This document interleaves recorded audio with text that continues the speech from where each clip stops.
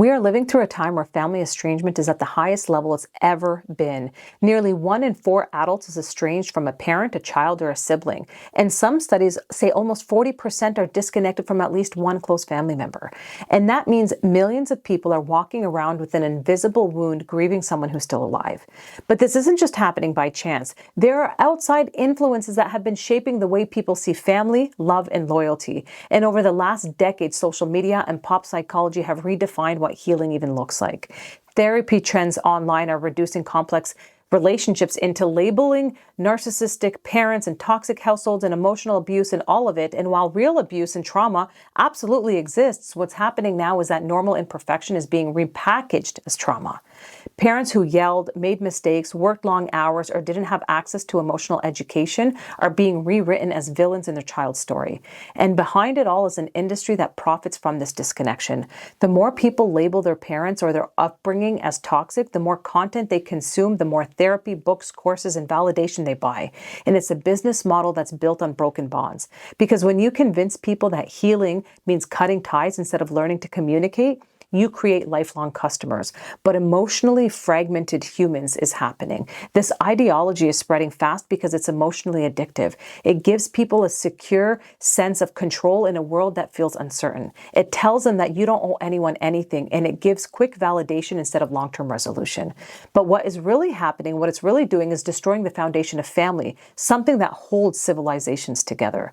And the easiest way to control a generation is to disconnect them from their parents, from their faith and their identity.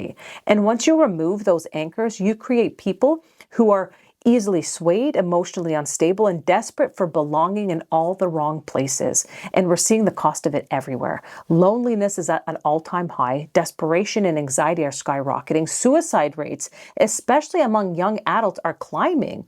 And these aren't coincidences. They're the symptoms of a disconnected generation. A generation that was told cutting people off is strength and that vulnerability is weakness and that family doesn't matter if it challenges your comfort. And for parents, this has created a silent epidemic of grief, mothers and fathers sitting in quiet homes, staring at old pictures, wondering what they did so wrong when all they did was love their children the best way they knew how. And for so many adult children, there's confusion too, a deep loneliness that comes when the initial relief fades, and then they realize that walking away didn't actually bring peace, it only brought emptiness.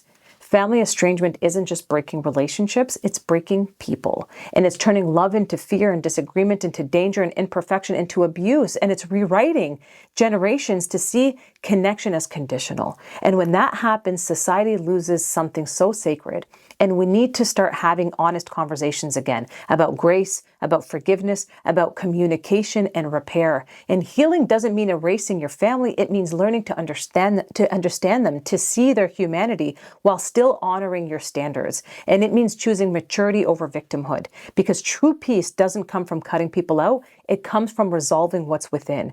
And if you're a parent living in this pain, please hear me when I say that it's not hopeless. The bond that was once there can be rebuilt, and it might take time. It might not look the same, but it can heal. Love, when it's genuine, leaves a mark that no trend can erase. So the next time you see another viral video telling people to go no contact, I want you to remember that every disconnection creates another broken heart somewhere else. And if we keep normalizing disconnection, we're going to raise a generation that no longer knows how to repair anything, not even themselves.